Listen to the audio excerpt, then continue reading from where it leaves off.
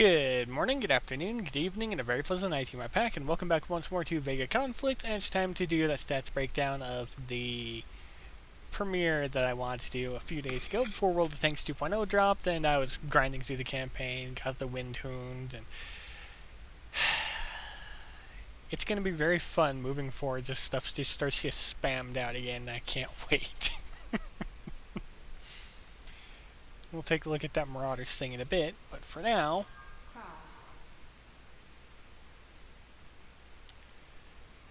this is the main one. I've got the Mark II. Got it yesterday, or 2 days ago, or... I can't honestly remember. It just goes to how tired I am. Okay, so main stats breakdown is base 8-hour repair time. That's the same with every single Dreadnought in the game, so nothing changes. 600,000 hit points. Unlike the other vessels of their tier, they don't get more health as they get leveled up, so that's a shame. Maximum mass only goes up 2,500 tons from Mark 1 to Mark 2, and from Mark 2 to Mark 3, so... Oh, an even smaller step up for the Mark 4. I didn't notice that before. Cargo, 109 million, nearly 110, so just count it as 110 million. 176, a 66 million ton increase. 410 meters per second forward speed, 9 degrees per second rotation, 120 meters per second of strafe, and finally the same sector speed that every ship has until it's elite, 600 astronomical units per hour. As for modifiers, you can expect the standard Spectre, Retrocider, Retrosyn, damage increase of 400%. And then you have an armor health increase of 250% at Mark 1, a damage per second increase of 100% at Mark 1, resurgence of 20%, and just like every other one, actually no, the other vessels of theirs have higher resurgence by default for some reason. But the Dreadnoughts go back to the classic of starting at 20 and going up to 70% at elite, if that one is to be believed. I'll actually be able to take a look when we look at the mark upgrades on the vessel itself here in just a little bit. You have a shield energy increase of 250%, which I find hilarious because they don't use shields, they use deflectors, so a little typo there. And typo there. Yeah, typos everywhere. But you have a 5% regeneration per second after a 5-second delay of not being shot, which in combat, because this is a super carrier more or less, that is rarely going to be the instance if you're actually flying well and the target isn't designed specifically to knock your fleet out. 100% stasis resistance, and it can recharge when fully depleted. As for resistances, Counter Ricochet, Altarian, Umbra, Pharmacon, Spectre, Retrocider, Retrosyn, Blood Rebellion. Oh, okay. 100% resistance to all of them, and then 25% against Blood Rebellion. Counter Pierce of 10. Energy, Kinetic, and Explosive resistance of 50%, 50% against Alien, 100% against the Marauder damage type, which is Void, 50% resistance against Blight, 50% resistance against Blood, 50% munitions resistance, plasma resistance, 10% radiation, 100% resistance to Alien, Plasma, and Blight Nebulas, 10 counter chain, and finally 10% resistance to Essence. So they are fully resistant to everything more or less, with the exception of what's supposed to counter them, but even that isn't as effective because for some reason they need that tiny bit. Now I actually want to take a look at the mark upgrades for them. Okay, so from 2 to 3 we get an additional hangar slot, and from Mark 2 to from Mark 1 to Mark 2 you just get an additional armor slot, so nothing to worry about. So Mark 3 is the big one because you get an additional hangar slot. That means you get a massive damage increase. Mass increase of 2%, cargo increase of 38%, armor health increase of 50%, which is fairly small. Damage per second increase 20%, fairly small, but again, these are Dreadnoughts, so all of these damage increases are all stacking towards a extremely high ultimate value.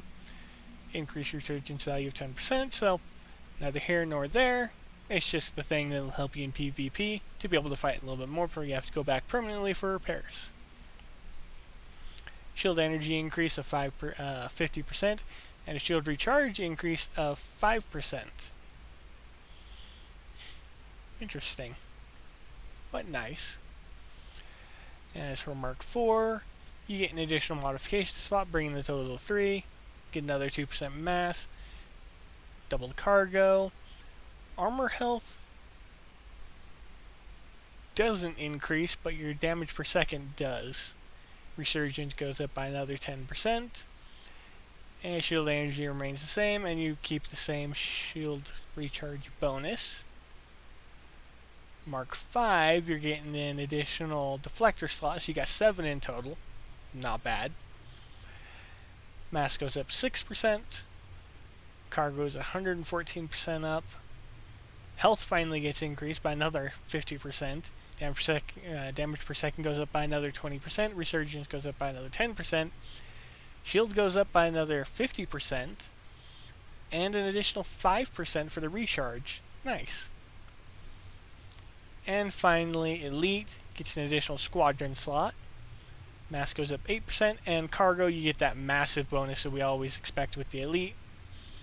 A 213% increase over the Mark 5.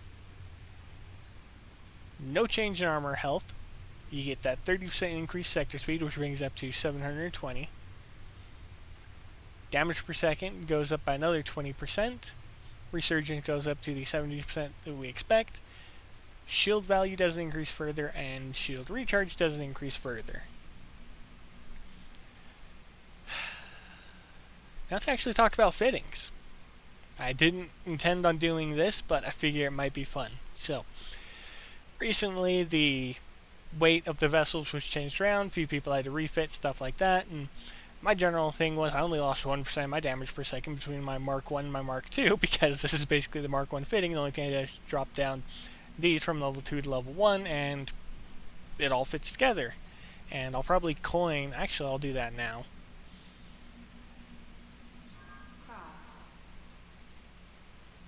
I will coin the Mark 3 so I can start refitting it, because I want to use it as soon as possible again.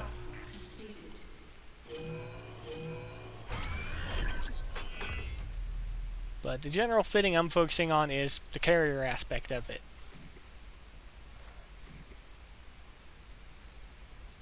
Aw, man. So it's bugged out.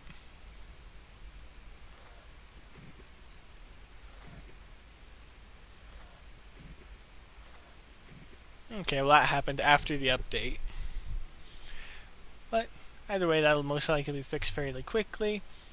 But yeah, fitting-wise, I can recommend focusing entirely on the squadrons more so than the weapons, because the squadrons are going to be bringing in the primary damage increase and stuff like that. So definitely focus on them over the majority of everything else.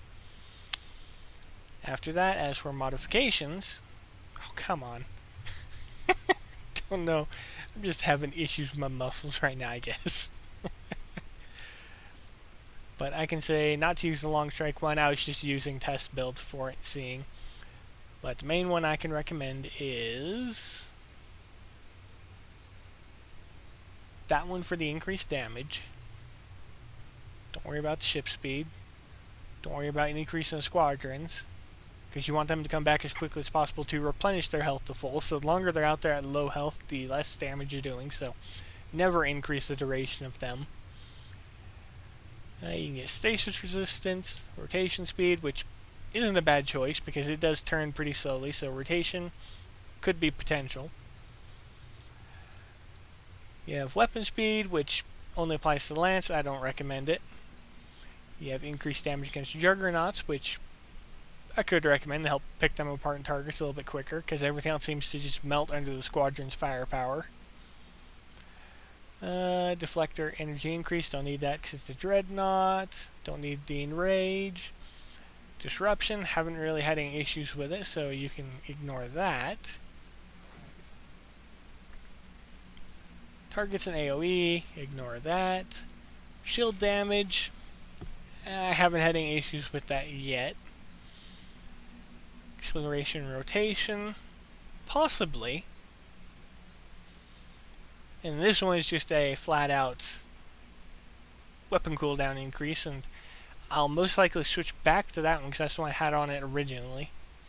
And it's just increased damage going out as you're volleying at closer range with the actual weapons. And then the other one is increased ship speed, which is neither here nor there because, again, it's a dreadnought. It's not supposed to be fast, but it's also not supposed to be extremely slow, unlike what we had with the Harvester. But in the case of the Harvester, it had insanely long range. You can do increased damage against wards. Then you have 25% increased rotation, 15% increased strafe, which I might recommend. Deflector recharge rate, which is one that I had fitted on there to begin with before I got my hands on the Squadron one. And I can recommend it, but as you're going to see via the gameplay here in just a couple of minutes, you don't fully need it. And deflector of 25% energy.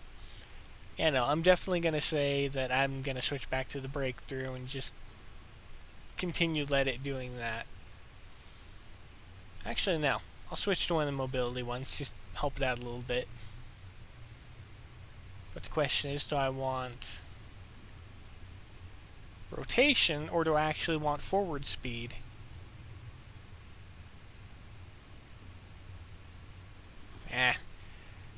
Let's go forward speed and just do a little test run. Actually, no. Now you get to see my indecision live. Yeah, 15% from that one. Actually, I can't recall if this one was broken or not now. Let's just quickly do a little live test. I'll take you all out and we'll hit one of the 296s and you'll see exactly what I mean. Okay, now for the easy part of the night.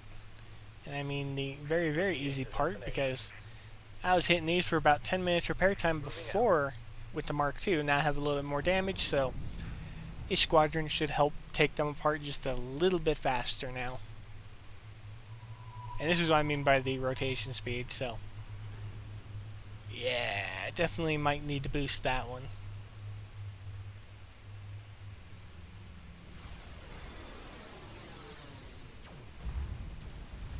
And what I do is I target the vessels with the most weapons first, and then I take out the softer targets second, and then I go after the juggernauts.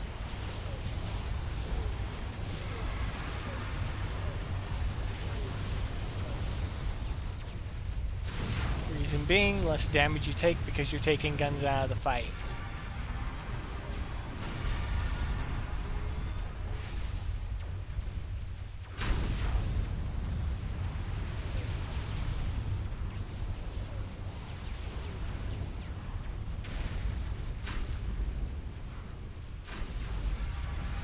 Definitely picking them apart faster, because normally that one still has the most of its shielding I have to launch them again, so it'll get taken out before I even hit the wall.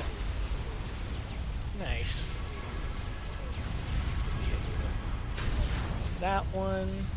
Actually, no. Take that one out, take that one out. And then take out the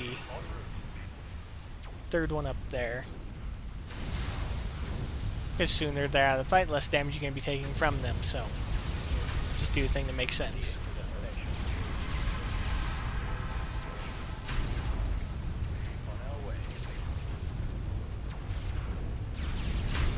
Oh, and be careful around the edges of the map, because every now and then your squadrons can and will get stuck on the border. And there is absolutely nothing you can do to get them to come back, or to switch to a different target.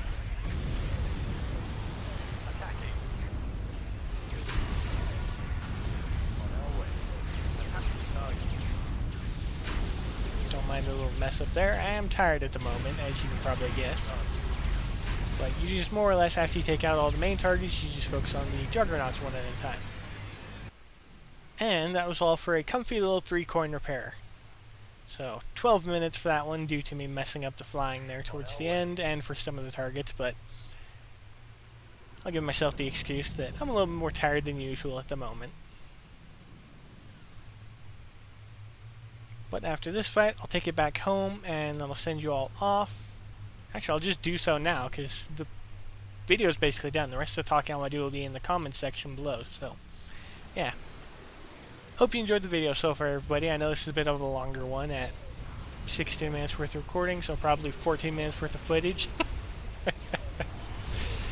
Thank you all for sticking around so long, and I'll see you all in the comment section. So for now, be safe out there, happy hunting, and as always, I'll see you later.